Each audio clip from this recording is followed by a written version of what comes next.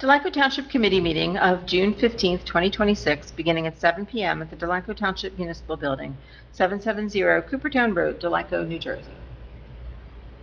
Okay. We are recording and we are live. Okay, great. Thank you. I'd like to welcome you to the Delanco Township Committee meeting of June 15th, 2026. Can I have a roll call, please? Mr. Bartlett. Here. Mr. McFadden. Here. Mr. Olet. Here. Ms. Seuss. Here. Ms. Fitzpatrick. Here. Also present, Ms. Simonera, our Township Administrator, Mr. Heinhold, our Township Solicitor, Mr. Fox, our Township Engineer, Mrs. Russell, our Municipal Clerk, Mrs. Hart, our Deputy Municipal Clerk, Mr. Fenimore, Superintendent of Public Works, and Mr. Warren, our Police Chief. Please join me in the flag salute. I pledge allegiance to the flag of the United States of America and to the republic for which it stands, one nation, under God, indivisible, with liberty and justice for all. Bev, would you please read the sunshine statement? Yes, ma'am. Please be advised the proper notice of this meeting has been given in compliance with the Open Public Meetings Act in the following manner. Written notice has been mailed to the Burlington County Times and Courier Post and published in the December 28, 2025 editions. Written notice has been posted on the official bulletin board of the Township of Delanco at least 48 hours prior to the meeting. Live stream statement. This meeting of the Delanco Township Committee may be transmitted via live stream on YouTube video. The streaming of the meeting is not intended to be relied upon as formal public access under Open Public Meetings Act, and if the technology is disrupted for any reason, the Township meeting will proceed in person as an official meeting in accord with the official notice. Please silence your cell phones and refer to the rules governing public comment attached to this agenda. Thank you, Bev. The first item on our agenda tonight is Ordinance 2026-8, amending Chapter 240 governing sidewalk and curb repair. This is the second reading by title only and public hearing. So the hearing is now open to the public regarding Ordinance 2026-08.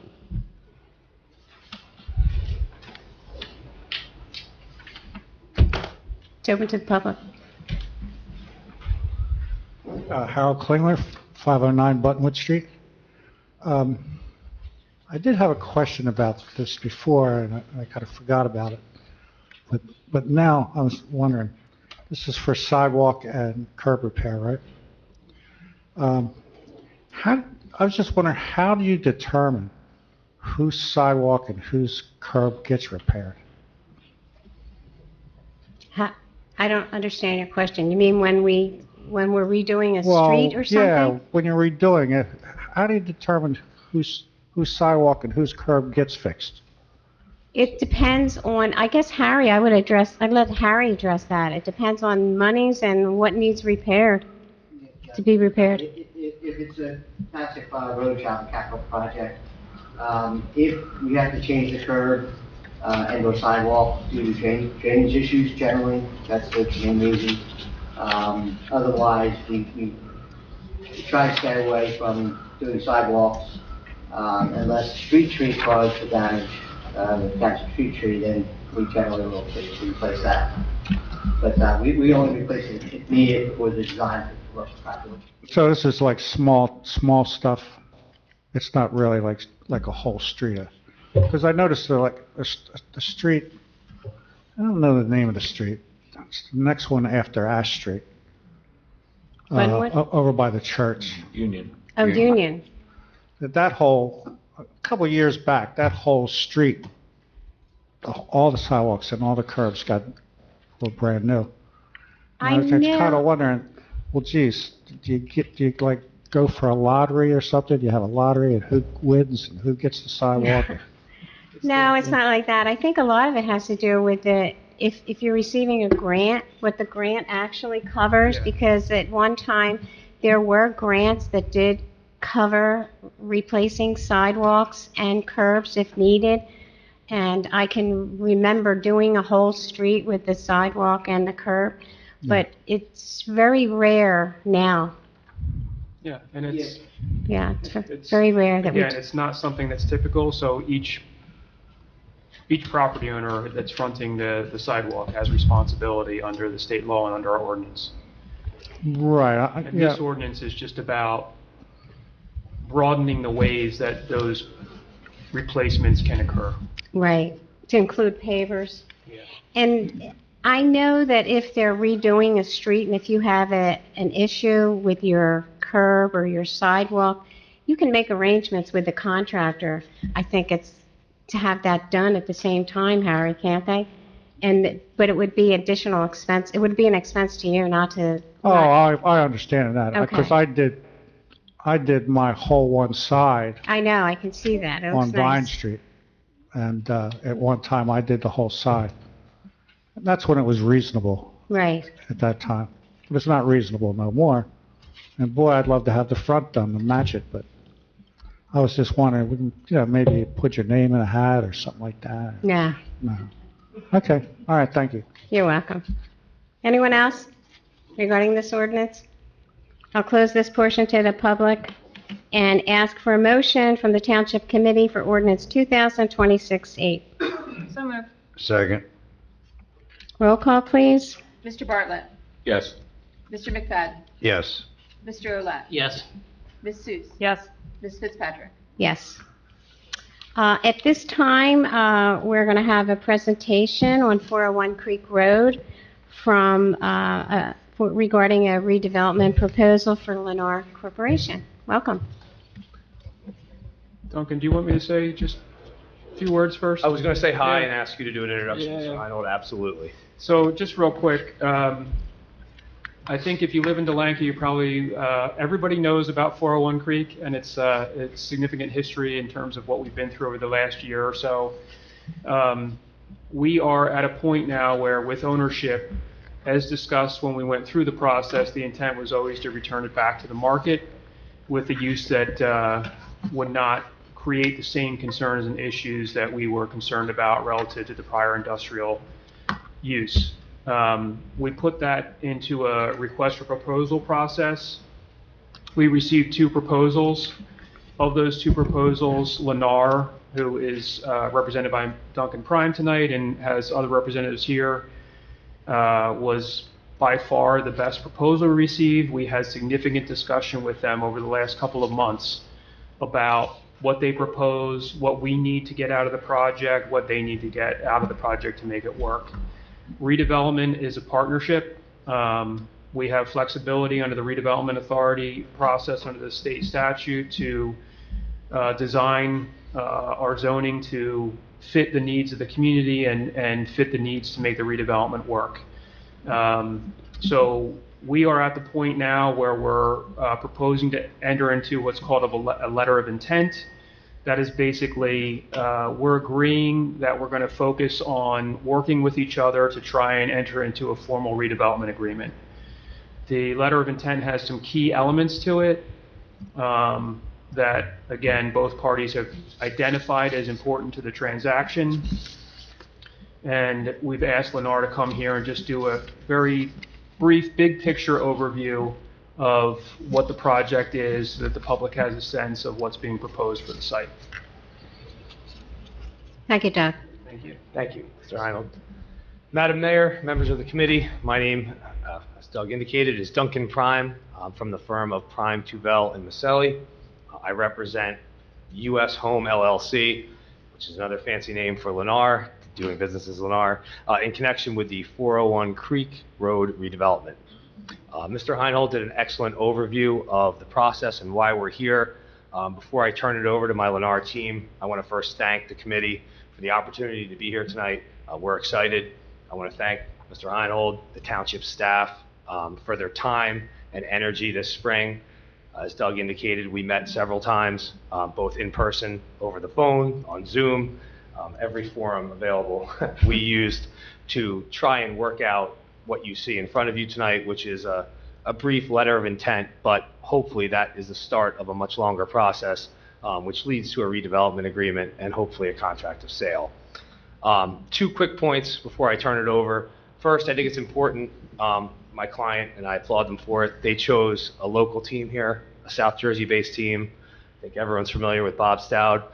Bob's worked in the county for don't want to put the time frame on it, Bob, but several years. Let's leave it there. I've worked here my entire career. They chose an architecture firm from Medford. Obviously, extensive experience in the county, and I think that'll serve this project and the relationship with the town well. Secondly, the redevelopment plan and the RFP itself, it was done by the town. And we came in and we tried to meet the spirit of that. And I think what you're going to see tonight, we're not asking to rezone or have a re-engineer or redo an idea on this property. I think it's something that the town was looking for, and we came in and tried to fill that need. So with that, I'd like to introduce Wayne Birchler. Wayne's the entitlements manager from Lennar. He's going to go into a more high-level presentation of who Lennar is, a little bit of background on the company, and what we're proposing to do here tonight. So, Wayne, let's get you introduced. Obviously not a formal proceeding. We don't need to swear you or anything. Let's sit it up here. Yeah, Maybe, Wayne, can you have it turned so they turn to the office? yeah, maybe it would be, maybe it would be better in the corner where it was so that the public can see it as well, Bob. Yeah, and then we can see it too. And I think the committee can see this in their dreams. Yeah, we have. Where to go. Yeah, oh, okay, okay. Well, we have a hand mic, don't we have a hand mic? We have a hand mic that you can use. Sure, that'd be great. Yeah. One of the benefits of being me, I can be loud no matter where I am. So thanks, Doug, and thanks, Duncan, for the introduction. All right, thanks. See y'all. No, they took care of a lot of the heavy lifting. My name's Wayne Birchler.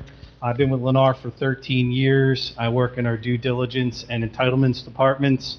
I'm a Drexel University graduate, 2001, and a licensed professional civil engineer in water resources since 2005. As Duncan stated, we're really excited to be here. We're really excited to create a marriage and a partnership with Delanco, and we're really looking forward to the possibility and hope of bringing a great active adult community to the township. Lennar is founded in 1954, a family-owned business in the state of Florida. We are currently headquartered in Miami. We have our local division, where I'm stated at, is at 24, or housed at, is 2465 Coosa Road in Hamilton, New Jersey, Mercer County. We've been on the New York Stock Exchange since 1972, Fortune 500 company, and as I stated earlier, I've been with Lennar for 13 years. This was the first year that we were voted as one of the best places to work in the country, and I'm very happy for that, probably more than any of our accomplishments. We build homes in 29 states, 79 markets. We're the second largest home builder in the USA. We built over 26,000 homes across the country in 2025, and we plan to stay there and hopefully exceed that in 2026 and beyond. Locally, we are the #1 home builder in this market. Our market, I call our market New Jersey and New York. Our responsibility or our current projects range from Tuxedo, New York, all the way to Hamilton, New Jersey, and Atlantic County. I generally stay Mercer, Middlesex, Monmouth, and South Jersey, and we have a whole other group of people that work everything north of that and into New York City and beyond. I live in Atlantic County, so I don't want to drive 6 hours round trip every day to anything we got going on up in New York. I won't get anything done, even with the proclivity of Zoom and all the other stuff we have available to us. As I said, we're the #1 home builder in this market. We built over 900 homes in 2025. We're going to be very close, and we have a goal of trying to eclipse 1,000 for 2026. We're right on that number, like 989 is the number. So if we have 11 excited buyers in here tonight, maybe we could figure out a way to get to 1,000. If not, we'll get there next year. We're experienced in the RFP and redevelopment process. Currently, we're building our third project through redevelopment and RFP on the Fort Monmouth, the old Fort Monmouth base in Monmouth County, in conjunction with the Fort Monmouth Economic Redevelopment Authority. This current project, or the third project that's under horizontal or land development activities, is located at Hope and Pine Brook Road. There's 275 homes within that community. It was a huge undertaking. There was 50 old remaining Army barracks from that base that we've demolished. maybe 50% of them, 60% of them at this point.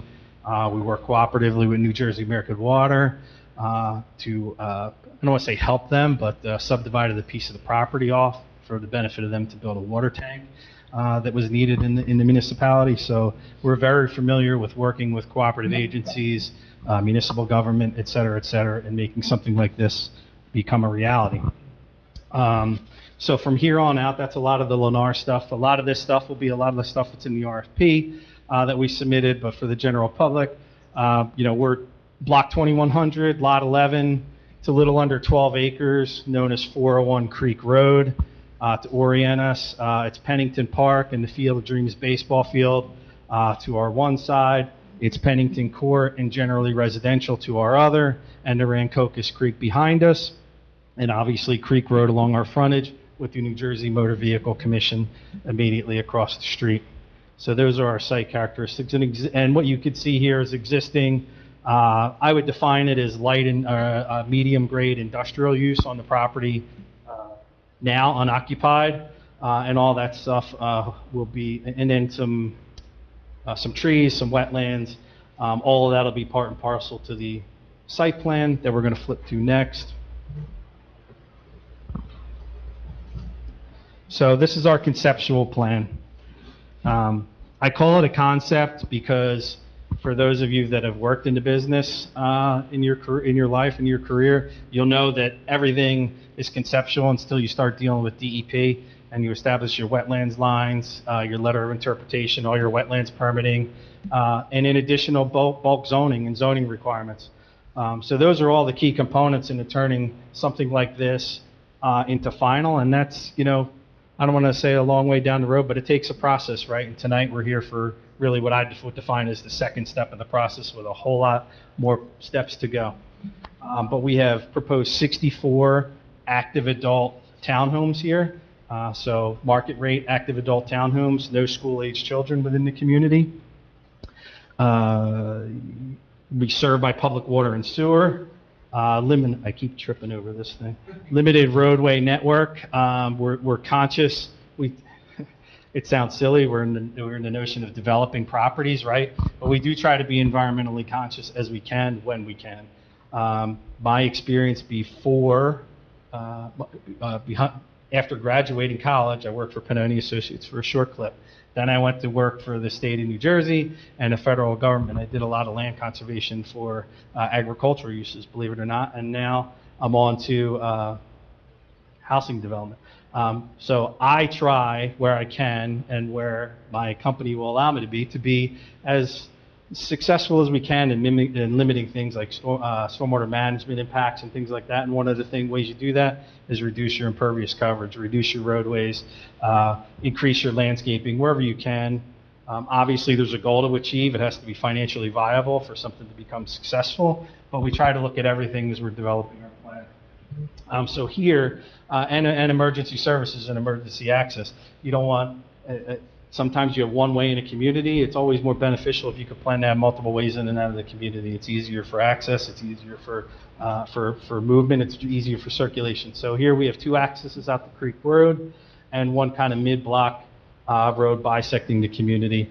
So we have a limited roadway network as possible.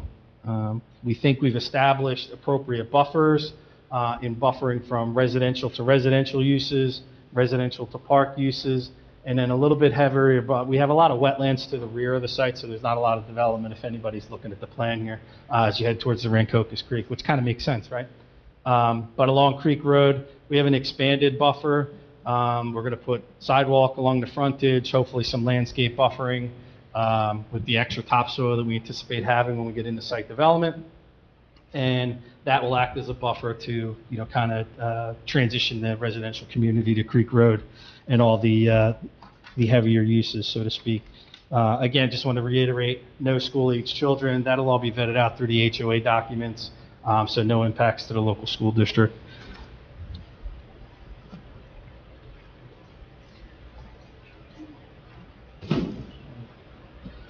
These are our proposed home types. Currently, we call this the Maverick model. Market rate, active adult, two-story townhomes. I have 3 written down, so I had to double check that. It didn't make sense to me. 24 to 28 foot wide, 52 to 60 foot deep, 1,950 to 2,278 square feet. It's a master down component, which is preferred from an active adult lifestyle, with a second bedroom on the upstairs and an option for a third bedroom on upstairs as well. That could be treated as, visitor space, office space, puzzle room, dance hall, whatever anybody wants it to be. 2.5 baths, 2-car garage, no basements planned for this community. Optional decks off the main living space. An exterior finish include vinyl siding, vertical board and batten, PVC panels, manufactured stone veneer. We anticipate being priced in the mid $400,000 range. That's obviously dependent upon market conditions. That'll go up and down as we go. And realistically, we're probably 24 to 30 months away until we're marketing a home, and that's if everything goes really good when we leave here tonight. Again, circling back to trying to be environmentally conscious, some of the things that we will have in our homes, and think about that: tankless hot water heaters, thermal enclosed high efficiency HVAC systems. Sorry, I'm giving you all this. Normally Lisa will give you all this when she comes later. Energy efficient appliances, energy efficient LED lighting, and the townhome garages will all be outfitted with a level 1 dedicated outlet for electric vehicle charging, with an option to upgrade for a quick charge level 2 service. That is generally a component of the project itself from a site plan perspective and from a home perspective. I'll put the plan perspective up again, and then I'm going to wrap with just some timing, what we believe is realistic timing, to get us from tonight to a finish line and a finished product. Like, completely out of the town's hair, we're done. No more homes, no more people moving in, just happy residents paying their taxes and living a great life here. So after we leave tonight, we figure we're 24 to 30 months away from getting all approvals. I circle back to DEP. DEP can be a crotchety process. You go out and stake your line for your wetlands. You have a debate. Maybe you move a flag here, you move a flag there. It takes a little bit of time to get through your DEP process. And then we have all our local approvals, county approvals, water and sewer at DEP, et cetera. So it's a process, right? And I get pressed every day. Why does it take me 24 months? And there's always a wrinkle. Sometimes you have successes. I had a court hearing today that I walked out going, wow, I just moved the job up 12 months. And I felt really good about that. So sometimes that type of stuff happens. And sometimes sometimes you have bad processes too. Once we leave there, the process gets really accelerated. Lennar will chew up this asset, we'll call it 64 homes. We'll chew it up pretty quickly. We don't wait for Duncan and Duncan's not 55. Look, I mean, he's like 25. So we don't wait for Duncan to come into our sales office and say, I want to buy this home here, Wayne. Okay, build me this house. I want this type of cabinet. I want this type of flooring. I want this type of countertop. We go with a model that's called everything included. Basically, if you walk into our sales office, everything you see in front of you is what you're going to get, but it's already being built.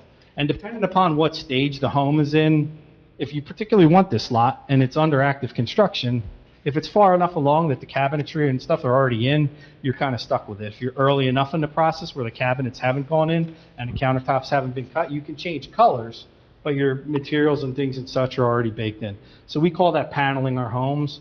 And it's one of the ways that we move through our assets quicker than a lot of our competitors do, for the benefit and the worse. For instance, I mean, we just built 452 homes for some of y'all that may have been familiar on Smithville Road in East Hampton Township. We built 450 homes in less than 4 years. Now, that's obviously in a fantastic real estate market. And we had multiple products there, so we were able to build 2 products at one time. And we try to do that wherever we can, but on a smaller site like this, we're going to offer 1 product. So just to close the loop on that, probably 0 to 6 months of site development, horizontal development, knocking down the buildings, cutting down the trees, stripping the topsoil, land grading, utility installation. And somewhere about 3/4 of the way along that process, we'll start, hopefully, we'll have a building permit from the town, and we'll start our vertical construction. So somewhere in that 4 to 6 month range after we started site development, and then feeding back into us chewing this asset up, we should build all these homes in less than 20 months. And so once we exit approvals, once the township engineers are willing to sign our plans, and we're able to record a plat, we figure we're 20 to 24 months to complete all homes done, dedication of any public spaces or public improvements to the municipality, and we're done. We're out of our hair, and hopefully there's something else in Delanco that we're able to be fantastic at. That's all I got for you all. Thank you. Thank you. Thank you. Any questions that we can answer? Obviously, we're here for the evening, so any questions the mayor, committee, staff has, we're happy to answer them. I just had a question about the spec homes, the colors that are going to be chosen. Is they going to be all the same color, uniform colors across? Is there an opportunity for a buyer to pick a color? Just curious as to color scheme. That's all dictated on stage, so, dictated in process. Every town has like a look-alike clause, right? They don't want the same home, the same thing right down a string. We control that on our own. As we panel a home, we'll panel a certain building string with a certain exterior feature, a certain color palette. You know, this is, when we get into, if we're fortunate enough to get into the point where we're giving a full-blown presentation, you'll see that these will have 3 or 4 different elevations with 3 or 4 different color options.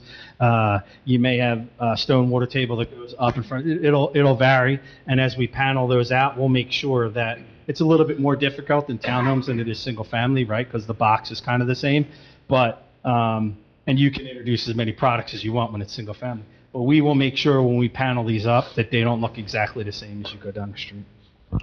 They'll look similar, I'm not going to lie, Yeah, but yeah, yeah. they're not Yeah. going to be exactly the same.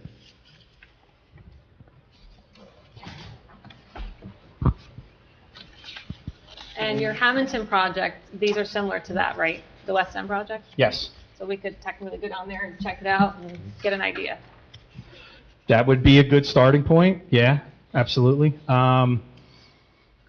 If you want, I mean, those are not active adult homes, but those would be a good start. Those would be representative of what we're building. We're building a little bit bigger home here, and that's actually a 3-story product, where this is a 2-story product, so it's a little bit different.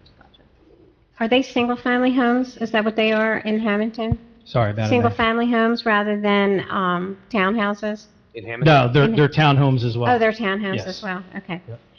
What about the project you said in East Hampton, you're doing something? Is that, East Hampton was active adult. It had,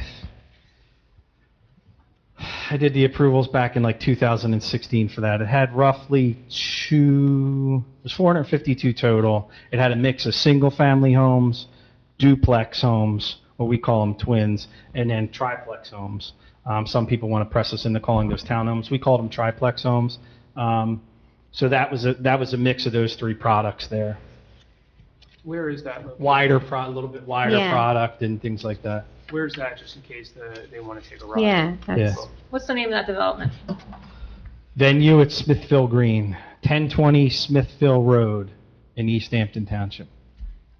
That was an interesting one, too. We had to get New Jersey American Water to expand their water franchise to come down into that municipality to build that project. So.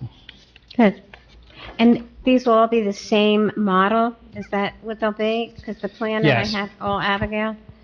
Maverick. Once we pick, I so have Abigail, for I now, have a because the product, conceptual, Abigail here. right, because the LOI, because the LOI through DEP hasn't truly defined the wetlands boundaries and things like that, and we haven't gotten to a final resolution on bulk standards with the town. If you were following along, I referenced 24-foot wide and 28-foot wide and 52-foot deep and 60-foot deep and some square footage. There's just some flexibility in that, whether it ends up being the Abigail product or the Maverick product. This would be the biggest product Okay. that we would build. This is the largest product. So we selected, to come here tonight, we selected the largest product. Because Thank that's you. the one my sales and marketing team wants to build. Okay. Thank you. And I guess I have to get along with them. Anyone else have any questions?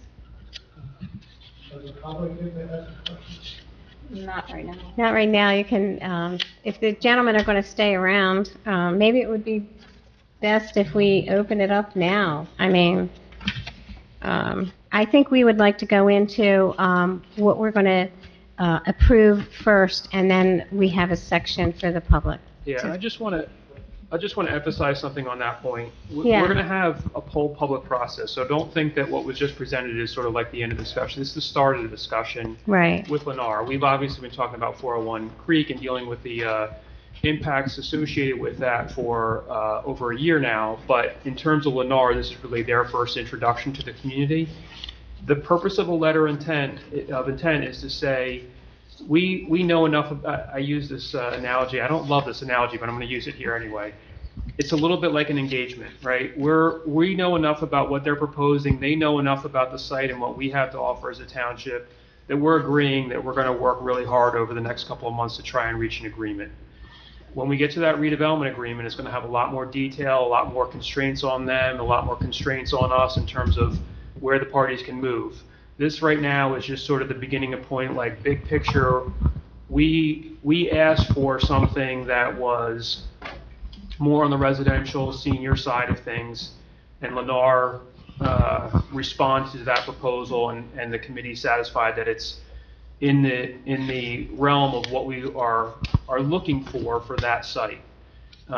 We talked a lot about this site over the past year and a half because of the way the county park developed, the Field of Dreams ended up happening, what happened up the road with the senior projects that have, go back now 20 years with the Pulte development at Newton's Landing and the origination there. All that originally was zoned, industrial, and changed over the years, and this became the missing tooth in the middle of that, and this is how we're fixing that. This, we think, is the appropriate solution, but there will be a lot more discussion. Once they go through the redevelopment agreement process, there will be planning board, site plan approval, all those sorts of things that will be before the public for public comment and discussion. So this is, again, just big picture here, so don't feel like you're not going to have a part in the process. We are including the public in the process. Right. So what we are doing right now is we are doing a resolution authorizing the execution of letter of intent with Lennar Corporation for the redevelopment of 401 Creek Road, Block 2100, Lot 11, and naming U.S. Home LLC, doing business as Lennar, as conditional redeveloper. So I would ask the Township Committee for a motion to approve and authorize the execution of the letter of intent with Lennar. And that's 2026-87. I would make a motion. Thank you, Carolyn. Second, Second. Phil McFadden. Roll call, please. Mr. Bartlett. Yes. Mr. McFadden. Yes. Mr. Olet. Yes. Ms. Seuss. Yes. Ms. Fitzpatrick. Yes. Thank you. Thank you very much. Thank you. Thank you. The next item is meeting is open to the public for comments and questions, agenda items only. This is session 1. Sure it was.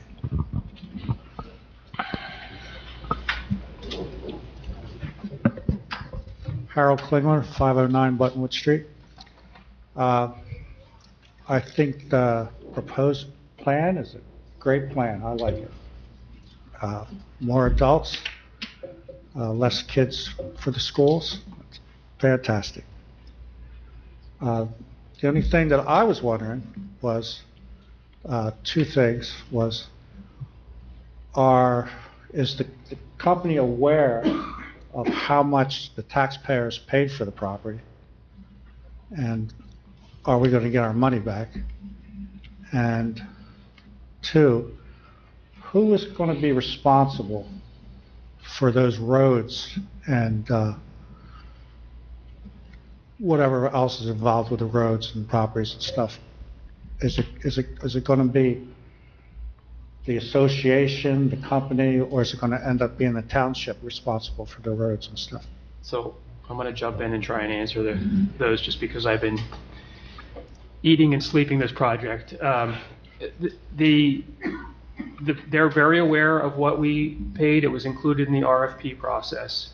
Their initial proposal was south of that number. We have negotiated with them up to, it was indicated in the resolution, 3.31 million. The purchase price was 3.5 million. However, there's a couple of other things that are impactful to the community that are important to the township.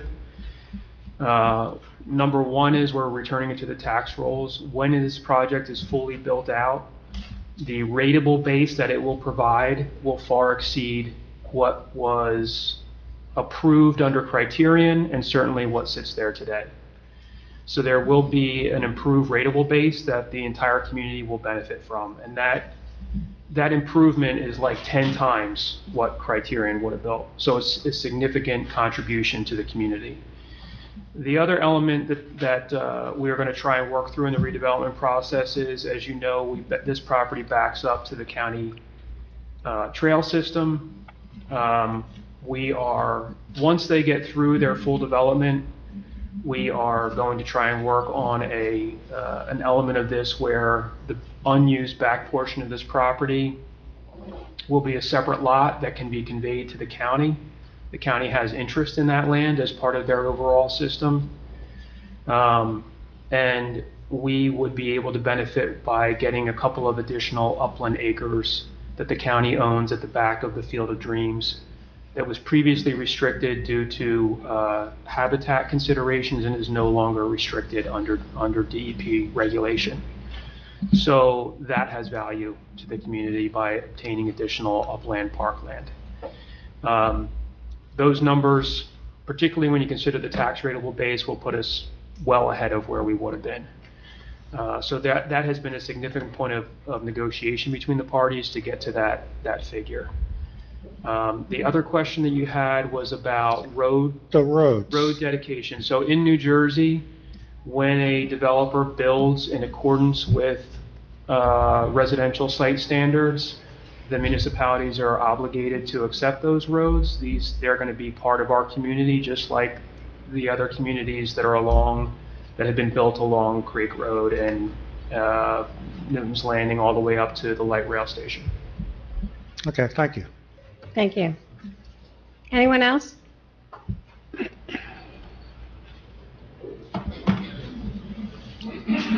Gary Cooper, 3 Edwards Avenue. I just have a comment to make. When this first started, when you bought the land, a couple of you said you were going to try to keep the trees and all this stuff. It looks like that's being wiped out. They're clearing it, and you're putting 65 more townhomes in this town that we don't need. Anyone else? I'll close this portion of the meeting to the public, and we'll move. Oh, I'm sorry.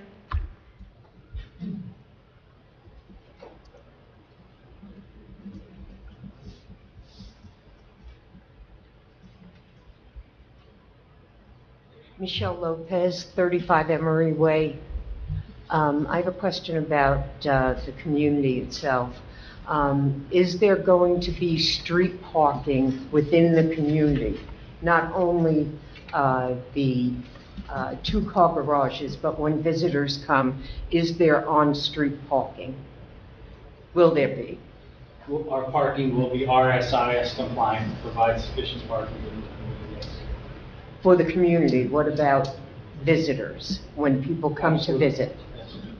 So on-street parking will be? When it's needed to meet the RSIS requirement. You're getting a little deep into an engineering question, but I can confirm that the roads will be RSIS compliant, as Doug referenced, and supply sufficient parking. So typically like a guest lot, kind of Right. offset. There's Yeah, something reflected on the plan. Yeah, there's something Not in to the get bottom of the too plan there. crazy into it, but specifically right now, and again, it's conceptual, but in order to meet RSIS compliant for, like you said, for visitors, you would have on-street parking in these areas. That said, in addition to that, the way RSIS does it, this will be a full-service 2-car garage, meaning you'll actually be able to fit 2 cars in there. I recognize a lot of people end up using their garages for things, right, that accumulate either more space or multiple spaces. But the homes will also be set back sufficient enough to be able to fit 2 cars in your driveway as well. So in theory, you have 4 spots per home, plus 3, 6, 28, 31, roughly 50 on-street parking spaces specifically. Good. Thanks, Wayne. Anyone else? Henry? No?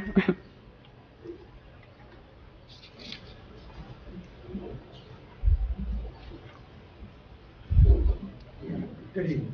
Mike O'Donnell, 17 Emery Way.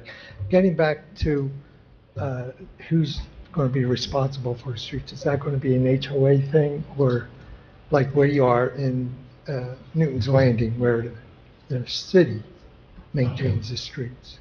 Pardon? So typically, the ultimate maintenance of the streets becomes the municipal responsibility. They become public roadways. Right. There are situations where an HOA can say, we actually want to do our own snow plowing.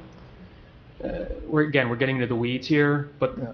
the big picture of the question is, are they going to be public? Yeah, they're going to be public, right? All right, and secondly, about the trees. I'm fine with trees being removed, and I'm sure you've thought of this, but you're taking out some trees, there's areas where you could plant some too, correct? So we're not going to suffer from... No, and that will all be addressed in the Yeah. redevelopment Yeah. agreement. That's But been a someone focus on brought ours. that up, and Yep. No, Yep. it's all the nitty-gritty and that kind of thing will be addressed in the redevelopment agreement, and thanks, sounds absolutely. good. Yeah. Anyone else? Okay, I'll close this portion of the meeting to the public, and we'll move on to comments and reports. Did we want to thank Lenore? I think we would thank Lenore, and gentlemen, if you would like to leave, we'll take a couple minutes to let you do that. Thanks for the presentation. We look forward to working with you on this project. Thank you. It's good. Yeah.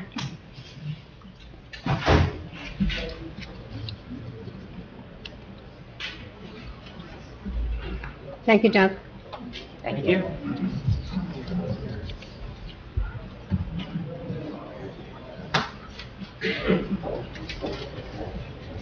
Okay, we'll move forward with comments and reports. First? Oh, okay. We can wait. I mean, I think Harry can start his report. Or Doug. Doug, we'll start with you for your report. Mayor, I don't have anything to report on. Okay. That was quick. Okay, Harry. Okay, I'm glad Doug didn't have anything that quickly on I didn't say I yield my time to you, Harry. Okay, we got the date on our various projects.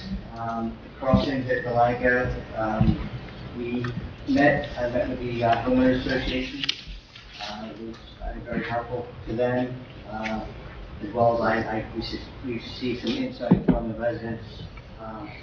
And basically went over the process of the bonding, the punch list, how we can make contact and do certain things, other things we can't do. So I think it went very well, and I thank Cindy for doing that. And Deborah had something in her report for that as well, but she was there to assure the homeowners that we are looking after the best interest. And the mayor did get there after a little bit. She had the sewer authority meeting, but she attended as well. So that worked out pretty well. The 2024 road program, that's the Delaware Avenue repaving. The contractor has finished all his concrete punch list work. He still has a little bit of paving work to do. That should be done within the next week and a half, and that project will be completely finished and we can close it out. He's going to repaint that crosswalk too. Yeah, he's also going to do some infrared repair of the asphalt on the crosswalk midway, so he's going to repair that too. Okay. So yes, they will repair that. Cool. Good. The 2025 local aid project, that's the New Landing Boulevard paving project. That is scheduled to start on the 22nd of this month. They're going to start on the We have to retrofit some of the inlets. They're going to start on that. They are also going to be doing an additional inlet for us that was damaged in Newton's Landing. We approved the change order to do that, so that inlet will be taken care of that week. The following week, the 29th, they will be coming in and installing a Belgian block curb on the first block. If you're familiar with the area, there's one section was a curb. That's going to be a Belgian block curb, and then they'll pave it shortly after that. Once they're done, they're going to move up to the school parking lot, and no one pays that. So that's okay. And I think Debbie's getting ready to send out communication to Newton's Landing and the school to let them know about the start date. Yeah, that's great. 2025 CPG grant, that is the handicap grant that we received. We did receive bids, well, a bid. We received one bid for the project. It was substantially higher than our estimate. We recommend that we reject the bid, and we'll go back out for new bids. And we're adjusting the plans to add more alternates, so if it does come in, we can do whatever money we have from the county to do as many grants as we can, and we'll do with the alternates. I just think better. I would expect they would come in better. It's you never know, it's all timing with these contractors. The Union Avenue boat ramp. We did finally receive approval from DEP and the Army Corps for the ramp. So I'm going to review with every timing of going out the bid and the next process on that. But we did receive all the approvals right now. Is there any restrictions on time? There is not. Good. Oh, wow, that's great. There was very little restrictions on this. The only restriction they had actually was originally we were going to make it 30 feet wide, and they would only ask to go 20, yeah. Other than that, they're much more reasonable on this than the other issue we kind of had to get past at the last minute. They informed us that it had to be open to the public if we were going to get approval. And knowing the situation with that grant, we went back and forth with them, explained to them the history of it and what it's used for, and they did give us that, the approval without making it open to the public. Good. The public service, I'm sure everyone here has been affected by the main installation, gas main installation, roadways. I spoke with public service today. This week they're going to be giving me their map of the roads that need to be repaved. After that, John and I and Debbie will sit down and we may do some swapping of areas. That's been before. Public service doesn't care. They're responsible to pave X amount of feet of road. They don't care what we do. So it's common we do whatever in our towns. We may, because they only need to pave half the road in a lot of cases, half the cartway. So we may say, okay, don't pave half this cartway and pave the full cartway someplace else. So we will go through all that and see how we want to do it. And once we get that together, I will make a little map for everyone, so you'll see what is going to be paved from that happen.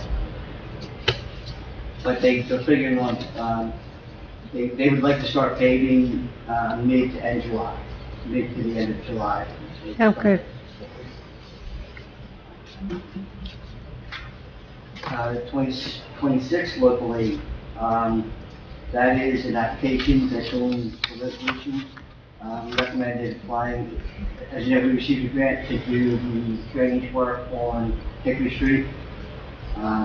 We are now starting, we recommend that we apply for grants to do from the creek, the Apple Creek, up to somewhere approximately past Franklin.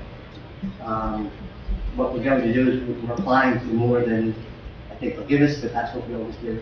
And we're going to give us, then we can determine how far we know the pipe. But we think that's a good application, it's a continuation of what they gave us money for, and there are some safety issues involved with that. But that does include Hickory Street drainage, right? Well, Hickory Street Drainage is the project that's going out, that'll be going out to bid, I'm gonna say probably in a month or so. Okay, That's the block from Union to, Coopertown, West Street. yeah. So that's already in the works. We Okay. have money for that. We're working on a design, the survey's done, we're working on design, and then how to go up the bid early summer, for some type of structure. Do you have a cost estimate yet for that? Is it another 200,000? We don't have a final estimate, we have a preliminary estimate, that the grant should cover. Oh, good. What we're gonna do, like we always do on our project, is we're gonna make it an alternate. So if it does come in a little higher, we can at least with the base deal, we get it done. And if it does come in good prices, then we'll do the alternate. The alternate is going to be the intersection of Walnut and Dick. There's a lot of inlets and pipes going every direction, but not. So if we, at least we'll get the block done, and then if price comes favorable, then we can do the intersection as well. And that's going to be replacing the entire pipe, the inlets, and repaving the road. Good. Didn't we just pave that road? No, we paved Walnut up that and stopped short Okay. of that Right. intersection because we know. We knew we were gonna do. What about the roof replacement for Town Hall? Is that in, I know we said as soon as we passed the budget that that was gonna be a priority item. Yes, there's a resolution in here tonight to join a co-op, through Bergen County. I see it. And that co-op will allow us to award to the recommended roofer contractor. Good, So we'll award that next meeting. okay. The Centennial Park, we did receive bids, as you know, and that's on the agenda for approval tonight. That, so everyone knows, the contractor is LMC Developers. That is actually the same company that did Waterfront Park. Oh, great. They have a sister company that's actually owned by his wife, and we put it under that company. But the same people that did Waterfront Park will be doing this park if it's awarded. He did our tree grant project too. Yeah, that's He owes good. us 8 trees still. Does he? I got that in the back of my head. Yeah, we're glad that he was going to be, obviously, Yeah. did a great job for us. Yeah, he really did. Yeah, that's nice. That's nice to know, too. The 200 Ash Street, we have not received approvals or any comments actually from Army Corps or CEP as of this time. We do have this project, as you may know, it's 2 projects within one. We have the grant to do the remediation work. We have to excavate several tons of soil and replace it.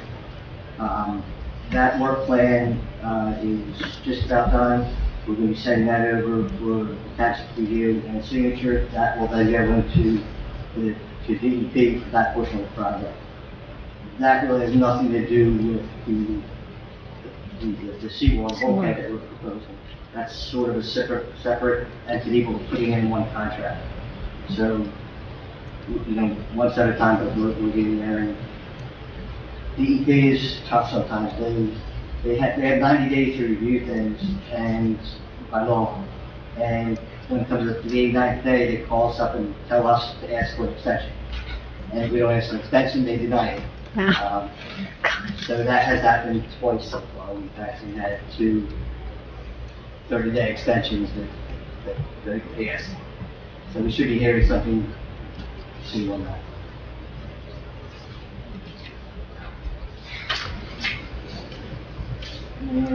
That's all I have around there. Okay, anybody have any questions for Harry? The clock for Centennial, you were Yeah. working on 2 prices for that? Yes, we received a quote from a company in Cinnamon, and I supplied you the 2 different types of clocks. And we- You yeah. Pick the clock that you wanted. Right, So we have that price. We're working on trying to get another price to compare to, so we can award it. And we're in the process of doing that now, as well as the rest of the amenities, the benches, tables, suspension tables, make things like that type of thing, going through state contract. So we will purchase them through state contract with our own funds and supply them to the contractor to install. It comes out cheaper now if you intend the contractor markup. Right, and that's what we'll do with the bricks too. Make sure that the contractor has them, for the Centennial Park. Yeah, the memorial bricks? The memorial bricks, yeah. We have like 27 left. Yeah, they've been selling. I Yeah, sold a couple there's- today too. I got Yeah. emails. Are we gonna have the Public Works Department install the benches too as a cost saving measure? We can do that, I thought about that, how the spec was that the Public Works would assemble the benches. Because when they get shipped, they come in pieces. Yeah. So the Public Works would assemble them. Okay. And the contract, stating the contractors to pick them up from Public Works and install them. But yes, we can definitely, once it's awarded, Yeah. we can do a change order to take that off the contract and save money for Public Works. Yeah, Because once you're precepting, so Sure. once the contractor's pouring the concrete pads, all they have to do is set the benches and put anchor bolts in. Yeah, if we Yeah. can save a few thousand, why not, right? yeah, Exactly, and there may be some other places in the contract that we can save some money during construction. right. So we can do that. Okay. And what's the anticipated start time for that? The fall? It's. June, now, well, June no, or July. It would start in summertime with the hardscaping. Okay. Yeah, All the landscaping would be be done in the fall. September. Yeah, and then we'll probably dedicate in October. Correct. Great. So it's to complete That's our in plan. October. Yeah, that's our plan. All right, Harry, anybody else have questions for Harry? Yeah, I have one. Your company's gonna pay also Iowa West Avenue? Correct. The company will be coming out to the Iowa and West, and as agreed to, we really got a good deal out of that because West Avenue has the both sides. They're only required to pay one side, that's the only place they put their line. But when they came in for the application, since the roads were newly paved, Iowa and Kansas and Illinois, I told them we want both sides of West Avenue paved. Otherwise, we will deny your permit. And if some time, they agreed to it. So we're Okay. getting all of West Avenue, both sides of the island paved by the It needs it. Yeah, Yeah, that's, You remember that argument when they tried to say both sides, they meant just that side? yeah. Yeah, no. but they came around. They weren't happy about it though. No, and yeah, it's tough when you deal with utilities. Yeah. Yeah. Some are great, I have to say, public service has been fantastic. Yeah, We're a company not so much, but and that's what it was. yeah, good. Anybody else for Harry? Okay, Harry, you're off the hook. Township Administrator. Debbie. Thank you, Mayor. As most of you already know, Babe Ruth Park is progressing along nicely. All the equipment is installed. So the last phase is going to be the pour in place, which is the safety surface that will go underneath the equipment. This agenda includes a long-awaited agreement with the CWA, our Public Works group. So we are signing the memorandum of understanding tonight and able to move forward with that. There's also a resolution in here. We recently had our electrical subcode and inspector resign, and rather than go out, we were able to negotiate a deal with Mount Laurel to use one of theirs, their electrical subcode. So that agreement will allow us a lot more flexibility with hours. They're going to use their Mount Laurel's vehicle. We'll get set hours, so they'll be here 2 hours a day, Tuesdays and Thursdays of every week. Just makes it easier. If they're away, we have backup for Mount Laurel, so it's a great arrangement. And he will actually, when this agreement gets signed, he will be starting tomorrow. So, and it's a good thing with Mount Laurel. It really helped us. And I think that there is a grant agreement in here. It is the one we've been speaking of, 2024 Green Communities. We've gotten that wrapped up, and this is now just us inserting it into the budget so we can move forward and spend it. And that is all I have. Okay, good. Chief? Good evening, everyone. For the month of May, for stats, we had a total of 34 police cases for a total for the year of 99. There were 118 motor vehicle stops with a total for the year of 857. There were 31 summonses issued, and the total for the year is 219. And the officers responded to 794 calls, for a total for the year of 3,900. So starting the summer off pretty busy. Yeah. But good thing. Some of my officers participated a week ago in the torch run. Very well received. They picked up the torch from Riverside at the bridge, and I had the pleasure of chauffeuring Mrs. Russell and Mrs. Seminaire so they could see each stop. I got driving around. Yeah.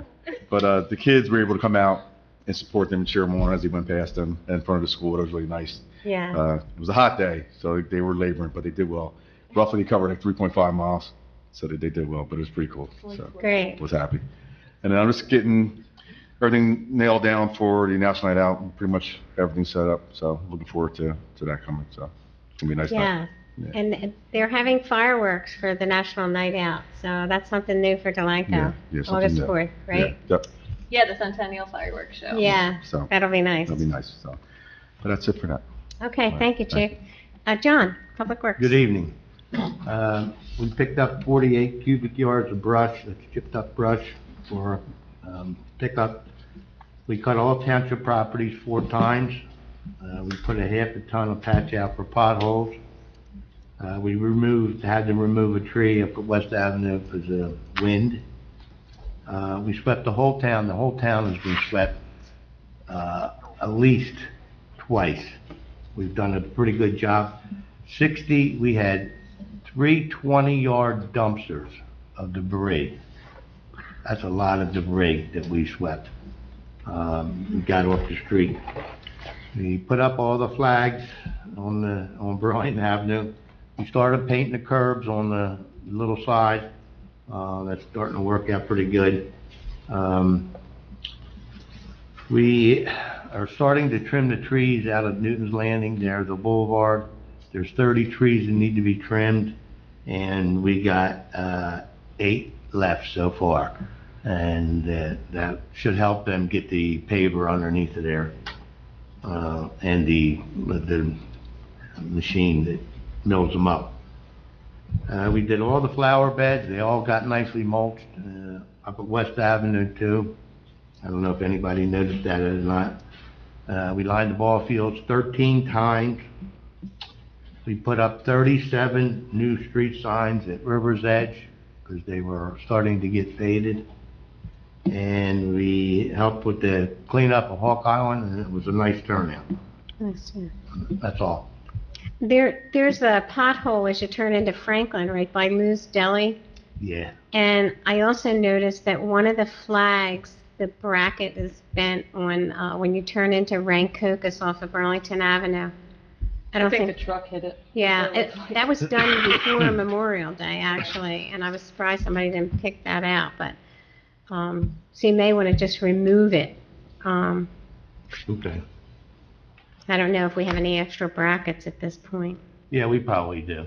because we know we have- have to be, should I have know the black brackets brackets. have to be approved, and Debbie's working on that. I had just got some information from Riverside on that as well.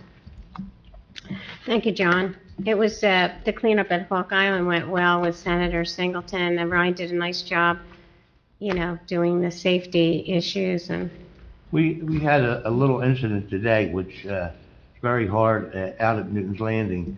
We were, the drainage ditch that we always, when you cut it and it floods out and picks it all up and puts it on top of the grates. The grates were actually moved off of it. wow. So From the we've got to go water? there tomorrow and get them back on. I don't know who would even do that. I wonder if the pressure from the water could do that. I don't think so. They're heavy. No. they're Yeah, heavy. you mean somebody had to do that? When were they cut? They were cut in the winter, weren't they? Yeah. We just checked them and Brian said somebody moved them. Wow. And I'm like, So first thing in the morning, we're going to take care of it. Good. Anybody have any questions for John? Okay. Mrs. Russell, you're up. Couple of things. On the agenda tonight is a resolution 2695, which rescinds 2685. That resolution allowed for a local brewery to sell limited quantities of beer in a designated beer garden at the 250th celebration concert. The brewery that Aaron Provenzano has been working with was not able to secure their state license, so in time for the governing body to review the details of the event. So that's off for now. They are interested in the Centennial Fall Festival, however, so look for more information to come on that. Also, Resolution 2692 establishes the amount of reimbursement for the concrete slabs and the pavers for the ordinance that was adopted this evening. A couple other things. The municipal offices will be closed on Friday, June 19th in honor of Juneteenth.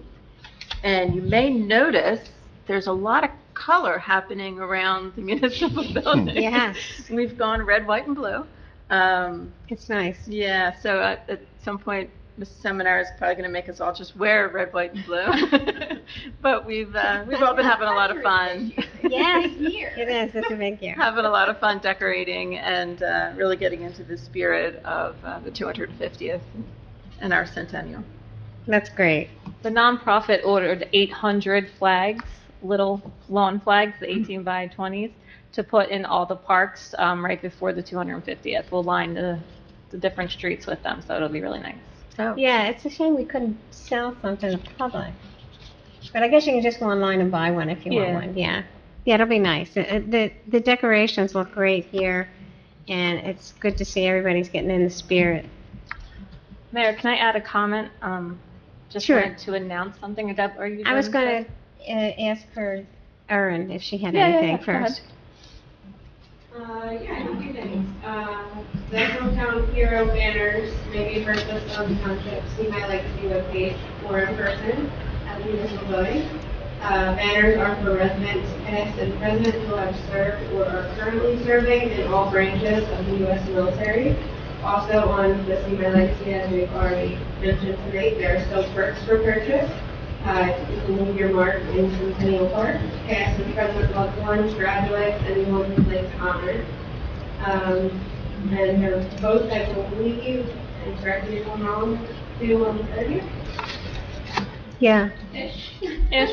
Yeah. Kind of a rolling deadline.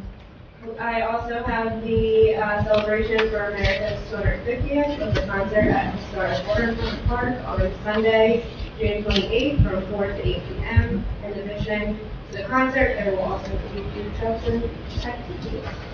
That's all I have. Good. Carolyn? I just wanted to let the committee and the public know that I did reach out to Senator Singleton about a donation for the fireworks, and he committed to $1,000. Oh, that's and I great. received that check last week. So I just wanted to publicly thank the senator and Jen for making that happen, and he's going to try to get to that event as well.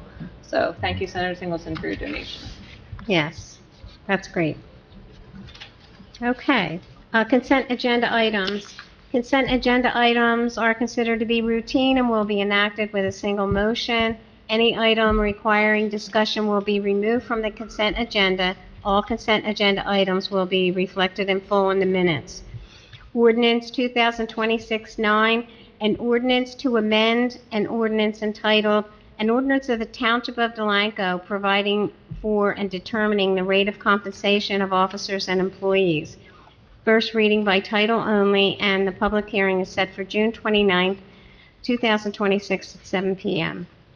Resolution 2026-88, award of bid and contract for Centennial Park Improvements Project. Resolution 2026-89, requesting approval of items of revenue and appropriations into 2026 municipal budget pursuant to NJSA 48:4-87, New Jersey DEP grant to conduct the Delanco Shade Tree Commission tree inventory. Resolution 2026-90, resolution approving submission of a grant application and execute a grant contract with the New Jersey Department of Transportation for the year 2027 Poplar Street drainage improvements.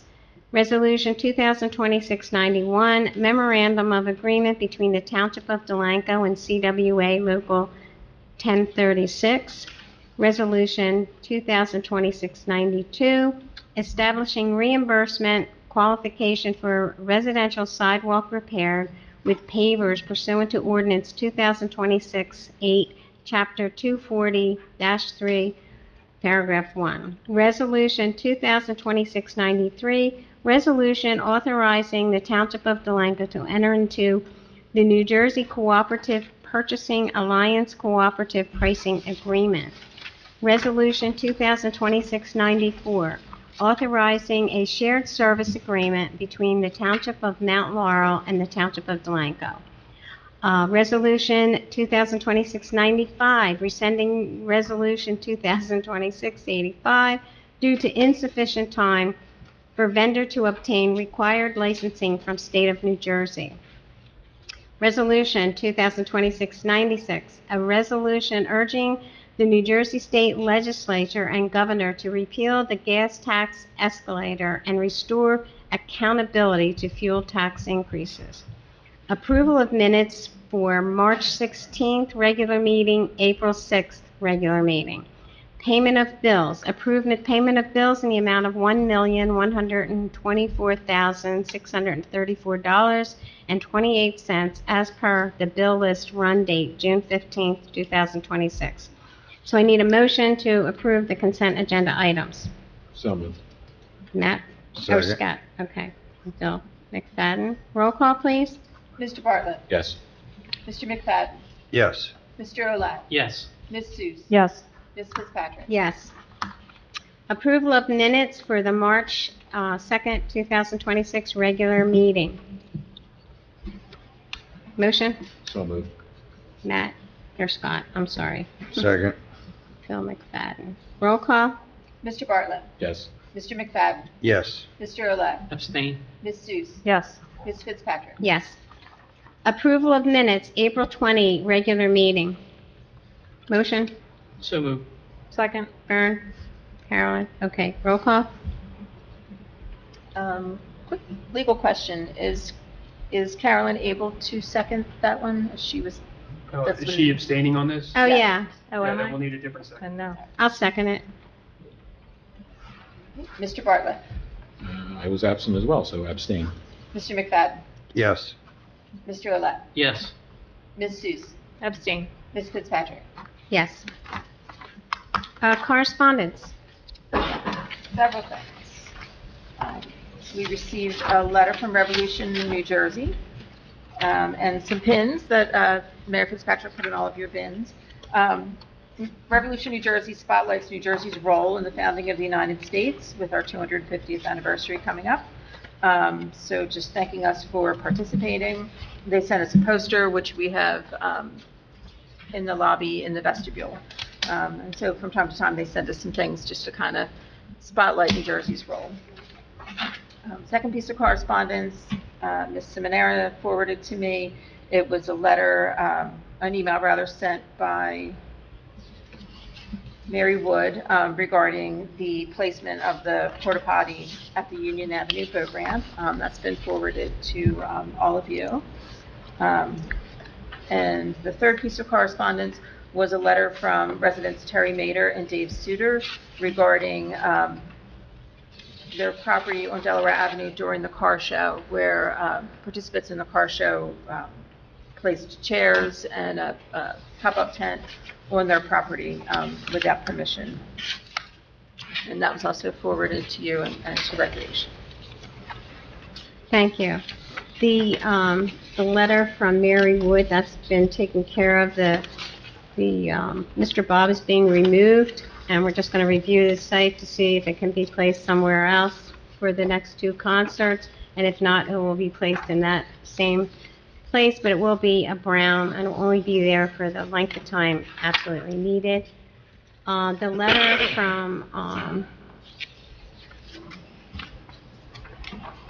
from Dave and Terry.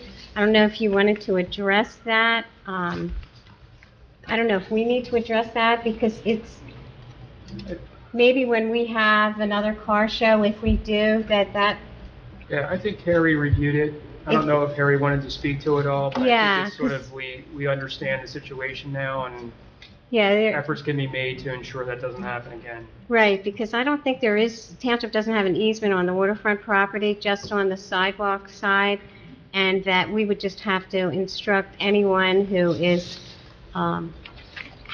actually being in the car show that they would have to be on the street. We'd have to have more room for them to sit next to their cars or what have you, not on the property, unless they actually obtain permission or we obtain permission.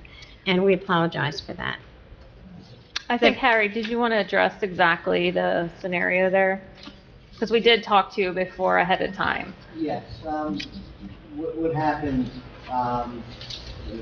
Carolyn and the rec committee, asked what the right of way was with Bell Avenue, and right of way is 50 feet up to, well, starting from Willow, up to just the lot right before the Supers. Then it turns to 40 feet. And I wasn't really sure that the cars were going to go up that far, to be honest. Right. The fabulous turnout. Yeah. And so the information I gave was that we had a 10-foot strip on the grass that was part of the roadway. And looking at the survey that they supplied and the tax map as well, you're right that they own from the subject and back of the curve towards the. Right. So we'll just be aware of that and apologize for any inconvenience. I don't know if you wanted to say anything.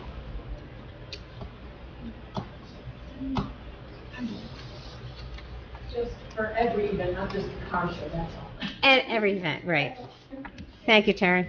Yeah, and I apologize for not realizing that situation as well. Thank you, Harry. Okay, meeting is open to the public. This is for session 2.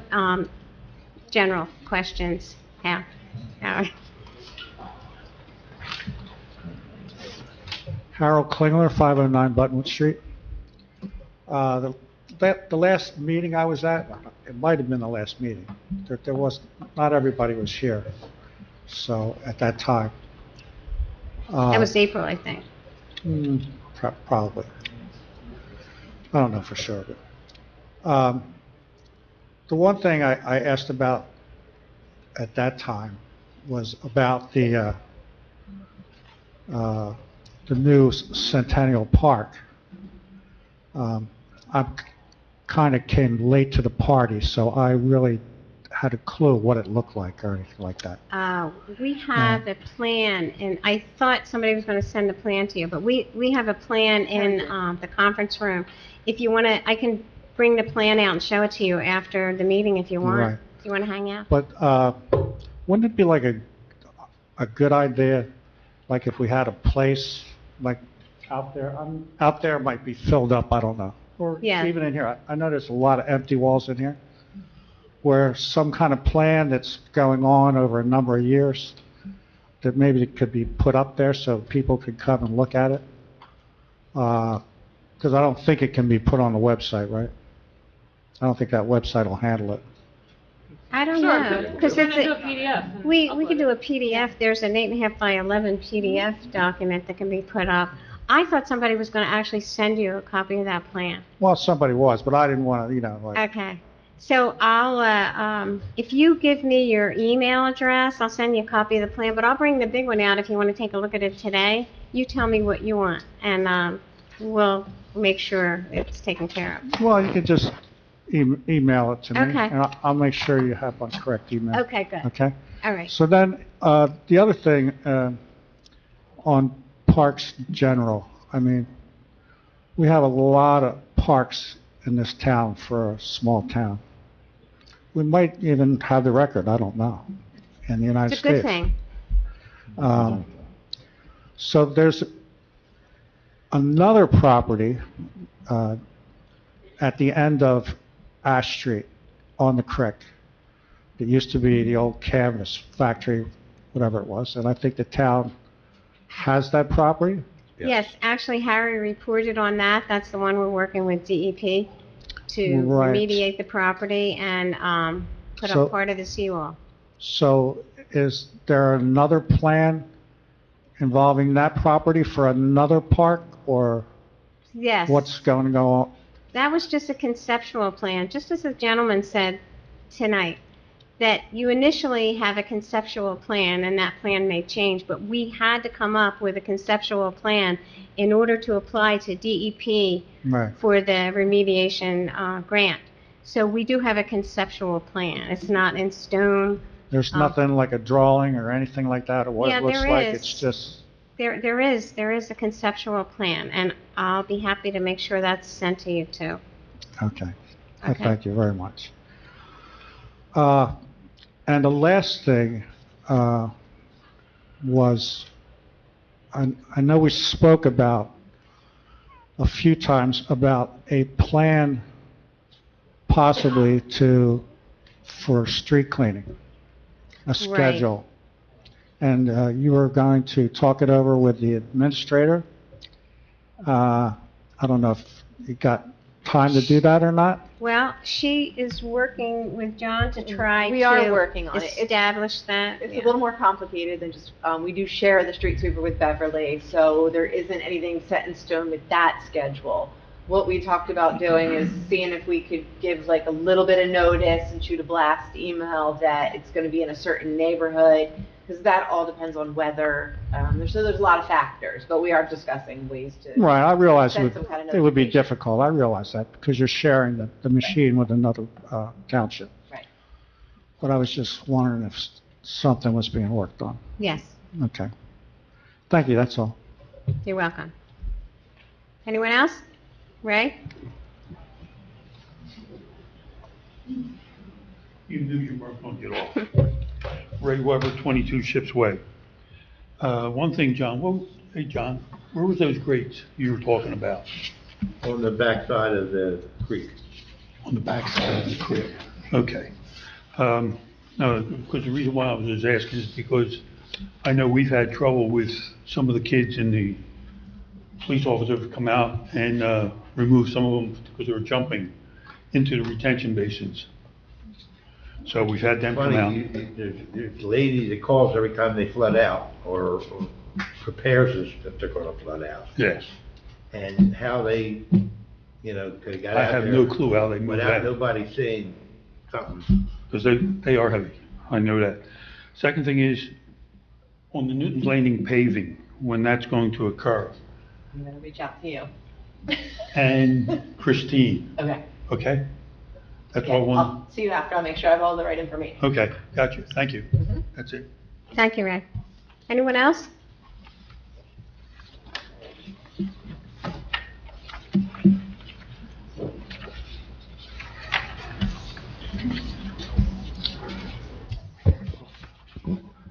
Tim Kishler, 12 Harris Court. I haven't been to many meetings since the mayoral election in January, but since my return to the game coincides with the end of the school year and the planned start of road resurfacing and traditions at Newton's Landing, I thought it an appropriate time to reiterate, clarify, and add to my prior suggestions to calm traffic and improve driving safety there. My interest in pursuing this matter began with feeling personally challenged to make a safe left-hand turn onto Newton's Landing from Emery Way. It is extremely difficult to see oncoming vehicles as they emerge from around the bend in the short 1/10 mile curved road section that runs from the entrance on Newton's Landing Boulevard, and they approach this first intersection at speeds that may exceed the current 25 mile per hour limit. I have taken to driving behind my house, making left turns on Harlow Place and McKay Way before proceeding left onto Newton's Landing Boulevard, a long block further away at the intersection of McKay, where I can actually see approaching vehicles after they pass Emery Way. Though I employ this workaround for myself, I would still like to see some needed improvements made to help others and to prevent possible collisions. Additionally, one of my neighbors has made me aware of drivers failing to yield the right-of-way on at least one of the two traffic circles on the premises. As I mentioned previously, I suspect that the no U-turn signs that were installed to prevent turnarounds along Newton's Landing Boulevard have helped calm traffic to some extent, and that the one-way arrow signs have prevented some vehicles from driving down the wrong side of the median strip, out the entrance or in the exit. I believe that a few additional measures could better improve things. As they say it, here are the issues.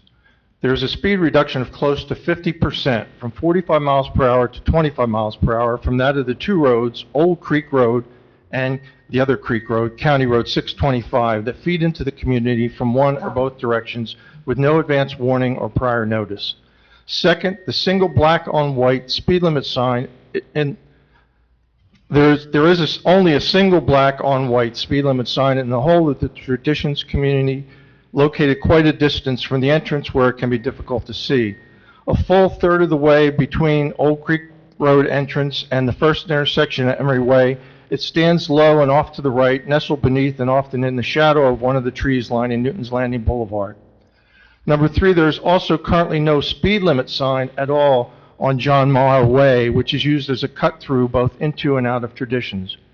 Number 4, the first 10th mile of Newton's Landing Boulevard is curved. While this contributes to a visual obstruction, it also creates an exception to rules regarding signage color and allows for other speed reduction techniques. Number 5, the right-of-way at the two traffic circles within the community is not established. And number 6, while there are crosswalks at every intersection where there's currently a stop sign, there are not stop signs at every intersection where there's currently a crosswalk. So I have some proposals I'd like you to consider. Number 1, that the current speed limit in Traditions be reduced from 25 miles an hour to 15 miles per hour, as it is in the point. That the single speed limit sign be moved closer to the entrance, and/or an additional sign be installed on the median strip to the driver's left. Additionally, that a speed limit sign be installed on John Maher Way. Number 3, that the speed limit sign's color on the curb be changed from white to the new greenish yellow, and/or that other adjustments and additions be made as allowed to improve visibility. Number 4, that one or more of the following types of signs be added at the approach of the entrance: reduced speed ahead, no through road, or dead end. Number 5, that stop signs be added at the following crosswalk locations where they do not currently exist: at Newton's Landing Boulevard at Emery Way and Harris Court, in front of number 2 Russ Farm Way and Newton's Landing Boulevard at the center circle, at number 72 Pennington Court and Newton's Landing Boulevard at the center circle, on Ships Way at Wolverton Place between numbers 41 and 43, at Ships Way between number 61 and 63, and at number 99 Ships Way at the circle by the clubhouse. I already know that nothing can be done about the streets in our 55-plus community being used as a test course by students learning to drive unless or until they are observed breaking a traffic ordinance by a police officer. And I have been told that installing speed bumps is also something that can't be done. These things I have had to accept, but I would appreciate your seriously considering which of my above suggestions can be implemented, how and when, versus what cannot be done and why. Thank you.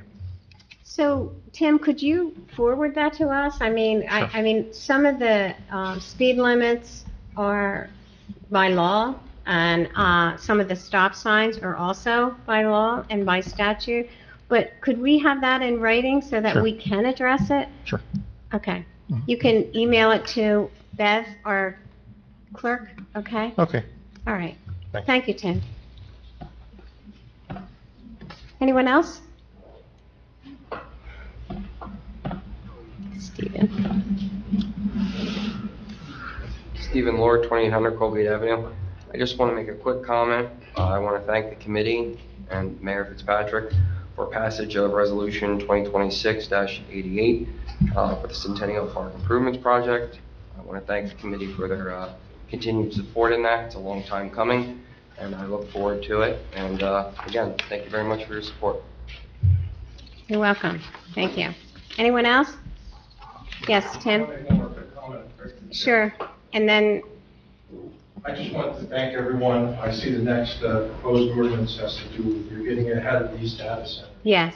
I know there's nothing that we could do, either in the township or for that matter, in any of our states, to prevent warehousing of immigrants, but at least maybe we can get ahead. Right. Right.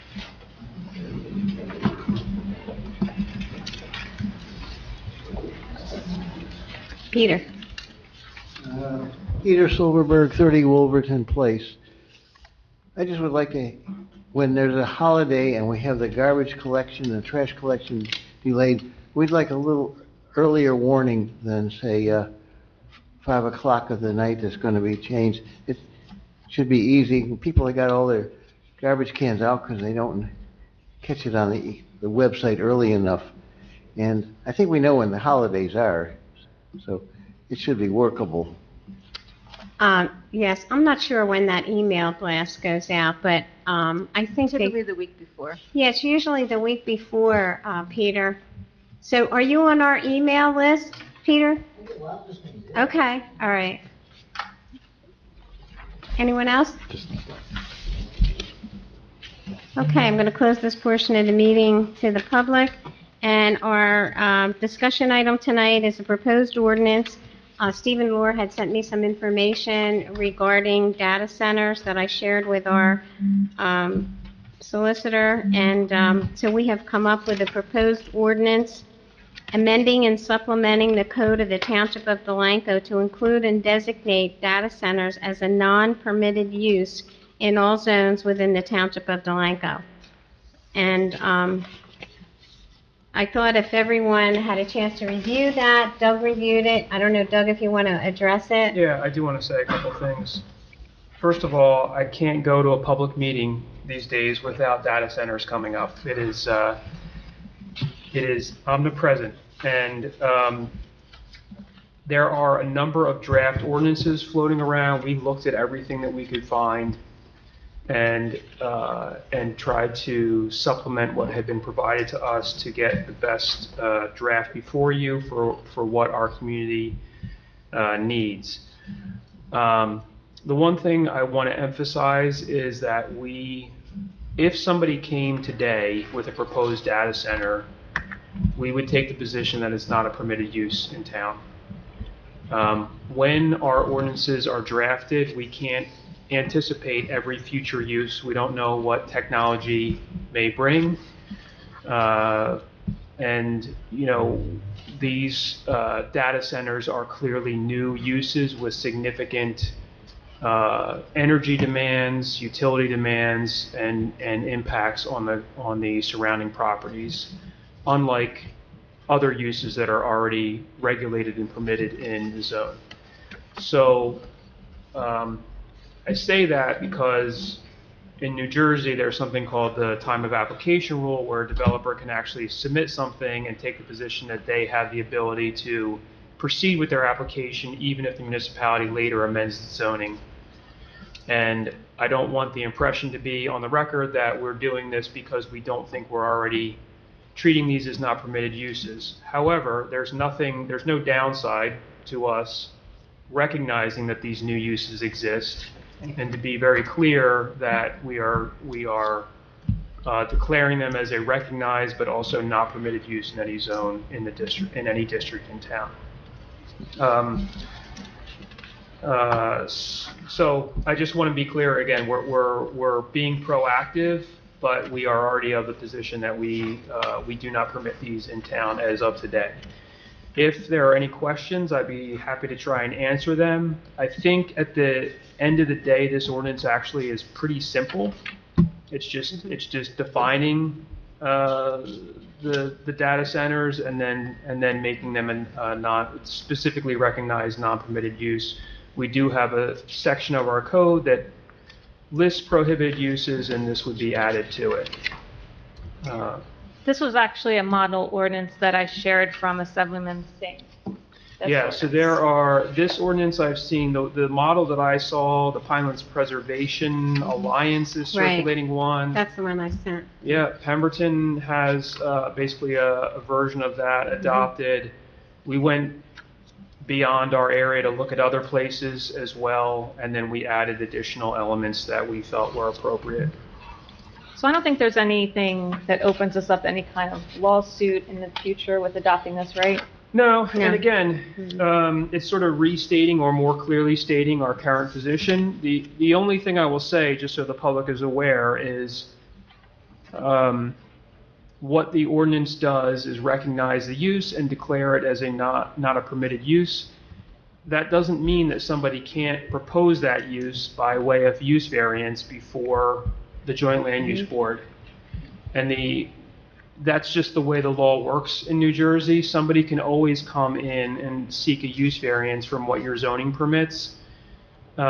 Somebody could come in and propose to put a Ferris wheel in their front yard. It's not going to get approved, but they have the legal right to file the application. So that's it's an extreme example, and again, I think it would be a very, very heavy lift for somebody to get a data center approved in Delanco, but they have the right to apply for it. So I don't want somebody to see, if somebody did apply for it, to say, oh, I thought we stopped that. We're stopping it as much as we can, but people still have rights to pursue applications. I think there's a lot of misconception that you can actually retrofit an existing warehouse for a data center, and that is not correct. It has to be built from the ground up. So any vacant warehouse that we have cannot be converted to a data center. And honestly, we have no additional vacant land that would be available for a large data center. So I don't really think this is a huge issue for Delanco, but I think this ordinance is more of a statement than anything that shows that we are not in favor of this, along with a lot of other towns in New Jersey. And across the country, I think honestly. anybody who owns a warehouse can come in, as Doug said, and apply for anything they want to change, but it doesn't mean it's going to happen, but they still have the right to do so. But anyway, as a matter of record, if anybody doesn't have any questions regarding this ordinance, I thought it would be a good idea to have this ordinance set out for first reading tonight and have a second reading. It would probably be ordinance 2026-10. Yes. Okay, and the second reading by July 13th. July 13th. That gives us time to send it to Joint Land Use Board for. Right, because they would have to review it, see if it's consistent with the master plan. Okay, so at this time, I would Mayor, ask. do you want to just read that by title? You can read it, Beth. All right, so that would be ordinance 2610, amending and supplementing the code of the Township of Delanco to include and designate data centers as a non-permitted use in all zones within the Township of Delanco. This is first reading by title only and set public hearing for July 13th, 2026 at 7 p.m. And then we would need a motion and a second. I'll make a motion. Second. Roll call. Mr. Bartlett? I'm going to vote no, and not because I don't disagree with this, but we've had zero discussion on this. We've had zero opportunity to do any research on this. We've had zero anything until this showed up in our agenda packets this past Friday. So there's been no discussion. I'm voting no because we haven't talked about it. We just talked about it, but anyway. A 5-minute conversation for a 2-page ordinance banning something is not a conversation. Okay. Mr. McFadden? Yes. Mr. Olet? Yes. Ms. Seuss? Yes. Ms. Fitzpatrick? Yes. I wanted to bring up another discussion item, if I may, Mayor.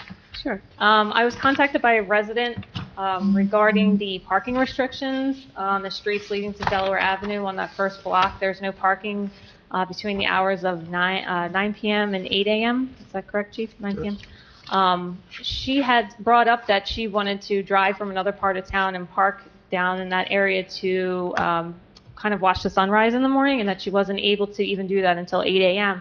So our noise ordinance also permits contractors to start working at 7 a.m., and they would not be able to park in that general area to work on any homes until 8 a.m. So I'd like to propose a change to that ordinance, that it gets moved back to 6 a.m. to allow for parking earlier, specifically for residents if they'd like to visit the river area or walk along that area, and also for contractors. It wouldn't be an expense really to change the sign from 8 to 6, but I think it would make more sense for us to allow residents and contractors at 6 a.m. instead of 8. So where are those signs actually located? All the street. It's all the street. Between Second and Delaware. Okay. All along the river. All along there. Yeah, there's no parking except by permit only from 9 p.m. to 8 residents, for residents only. I'd go one step further. I'd say a half hour prior to sunrise. If she wants to watch her sunrise, she's not going to be able to if we make it at 6 o'clock. Yeah. Sunrise is, I woke up at 4:30 this morning and it was pretty bright. Yeah.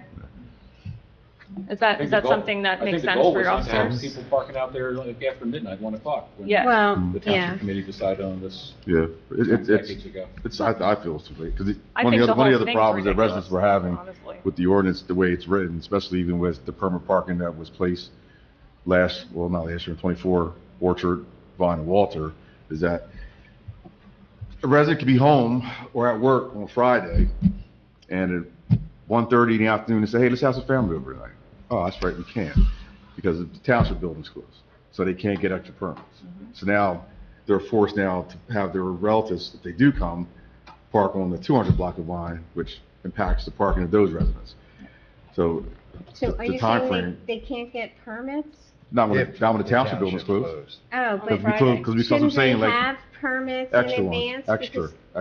Oh, You only extras. get a certain amount, so I'm saying, Oh, okay. for someone who lives here in town, because I've got these complaints, that they can't even be spontaneous with their own property and have family over, because if they, by chance, don't call before 12:30, they can't get extra permits. But if their family comes, like I said, they're coming, but now they're impacting parking for other residents on other blocks of the town. So maybe we should issue more permits than we did. I don't know, how many permits did we initially issue in that? Or adjust the time, because the issue that from 6 PM on Friday to Right. 8 AM on Monday morning, you Right. can't park there without a permit. It's for the whole weekend. No, I think, Chief, we're talking about the Second Street. Yeah, he's talking about this in addition. I'm not saying in addition, He's talking about All this Vine is, Street these are the and calls I've been Walter. getting for the last month and a half. Yeah. So they're all I together. don't think what we did by, limiting parking there really did anything except push people back a block, which causes more issues for the people that are already having parking problems on that block that are wall-to-wall cars now. I don't think what we did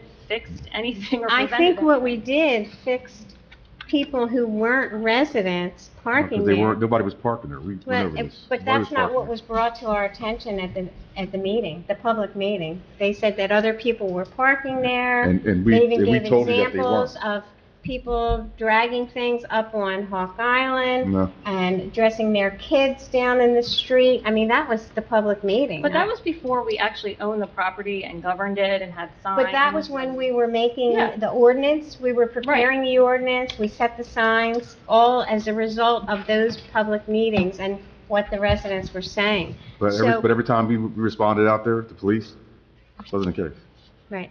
So I think the ordinance prohibiting a lot of things at Hawk Island and now having the trails, I think it's really cleaned up what was happening out there. If you think we don't need permit parking there. That's not what I said. I said, can we change the timing? Not to I get rid of would- the permit, the timing, because like I said, Yeah, I would that change the timing, time. the timing is an issue. Whatever is more convenient for the residents, that's what we're trying to do here. That was the whole thing of Hawk Island, opening it up, but yet having rules in place, having the parking issues taken care of, just like with the Delaware Avenue residents, or people coming in, parking on the side streets. I mean, we're trying to make life easier for the residents, not more difficult. But it's made it more difficult. So then put something together that we will change that. I don't think anybody up here has any objection to that. Because that's the issue. They are. Because like even the residents who live on Vine and Walter, they were asking, well, can we get permits? Like, no, because you don't live on Orchard. They weren't permitted. So now they're impacted because now people are parking. Yeah, like talk to Brandy. Brandy will tell you how Yeah. it is on her street. Okay, Yeah. all right. So- So we'll review that ordinance and make some changes. If you can, yeah. We'll have to, It would help.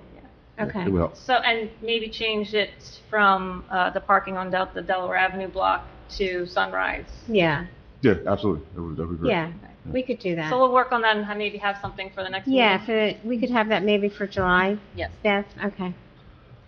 Could we have it at the June meeting so that they could have it for the summertime? Yeah. They could, yeah, we can because put we have that another together. meeting Yeah. this month, June the Right. 29th. You know, Yeah. like the guys fishing, they can't Right. go out early in the morning Yeah, to and fish. they They go have early to wait morning. till That's the after best after time. 8 to go Right. fish. Yeah, Yeah, and that's the best time to fish, right? yeah, that makes sense.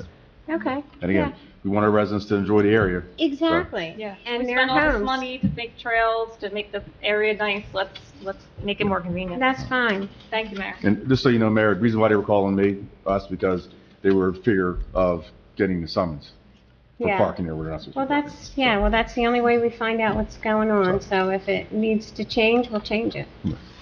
Good. Anybody else have anything? Okay. A motion to adjourn? So moved. Second. All in favor? Aye. Aye.